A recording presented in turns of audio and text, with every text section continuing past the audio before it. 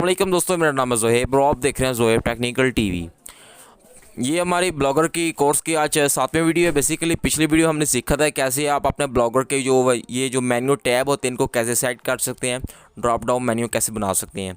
तो आज हमारा टॉपिक है कैसे आप अपने ब्लॉगर की बेसिक एसईओ कर सकते हैं। ठीक है, जिसमें ये है कि आप अपने ब्लॉगर की जो डिस्क्रिप्शन, मेटा टैग्स और टाइटल इसको कैसे सेट कर सकते हैं, जो कि एक वेबसाइट के लिए इंतहाई इंपॉर्टेंट होता है। अगर आप अपने ब्लॉगर यानी अपनी वेबसाइट को रैंक करवाना चाह रहे हैं अपने यानी गूगल में। ओके, तो यहाँ पर जो है वो वीडियो को मज़ीद आगे बढ़ाने से पहले आज छोटी सी रिक्वेस्ट करूँगा, सब्सक्राइब कर लें और घंटी को ऑल पर सेट कर लीजिएगा। अब यहाँ पर जो है वो बेसिक एसईओ करने के लिए आपने ब्लॉगर को लॉगिन कर लेना है, और जैसे मैंने ऑलरेडी लॉगिन किया हुआ है। अब यहाँ पर आपने जो है सेटिंग्स के आपको एक ऑप्शन मिल रहा है, ये थीम के नीचे सेटिंग्स का ऑप्शन, जस्ट आपने सेटिंग्स पे क्लिक कर लेना है।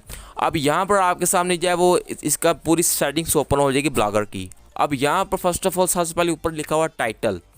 अब टाइटल आपने कौन सा चूज़ करना है, वो चूज़ करना है जो कि आपकी डोमेन हो। ठीक है, जैसे मेरी डोमेन है zohebtechnicaltv.com। इस तरह से आपने जो डोमेन बाई कर रखी होगी जो है वो उसी डोमेन में अपना टाइटल रखना है, यानी अपने टॉपिक के हिसाब से। जस्ट आपने इधर अपना जो है वो टाइटल जो है पेज पे पेस्ट करना है और जस्ट सेव पे क्लिक कर देना है।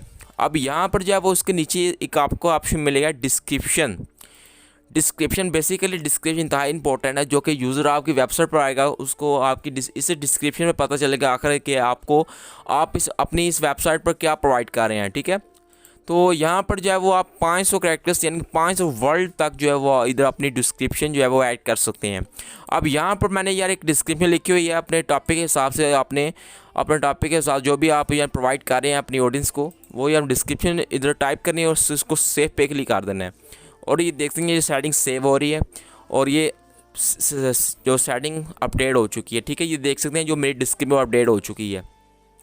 अब यहाँ पर दूसरी जो है वो इम्पोर्टेंट चीज़ है, वो आपने स्क्रॉल डाउन करते जाना है, नीचे आना है। अब यहाँ पर जो है वो आपको इधर ऑप्शन मिलेगा मेटा टैग्स। ठीक है, अब ये क्या है आपको बताता चलूँ, आपने इसको जो है वो इधर से ऑन करना है सबसे पहले, और जैसे ही ऑन करेंगे ये जो सेटिंग सेव हो जाएगी। अब यहाँ पर नीचे लिखा हुआ है सर्च डिस्क्रिप्शन। ठीक है, आपने इधर टाइप करना है। अब यहाँ पर आप 150 वर्ड तक जो है वो अपने डिस्क्रिप्शन टाइप कर सकते हैं। अब ये मेटा टैग्स यानी ये जो सर्च डिस्क्रिप्शन वो होती है जो कि आप किसी वेबसाइट को जहाँ पर सर्च करते हैं, तो जैसे सर्च करते हैं तो उसके जो नीचे जो वर्ड होते हैं वो होती है मेटा टैग्स यानी सर्च डिस्क्रिप्शन। जैसा कि देखिए ये मुख्तलिफ वेबसाइट्स हैं, इनके नीचे जो 2 लाइनें होती हैं ये वो होती है सर्च डिस्क्रिप्शन। ठीक है, अब यहाँ पर आपने सर्च डिस्क्रिप्शन टाइप करनी है टॉपिक के हिसाब से। अब यहाँ पर उसको सेव कर देना है, जो कि 150 वर्ड तक आप इधर टाइप कर सकते हैं।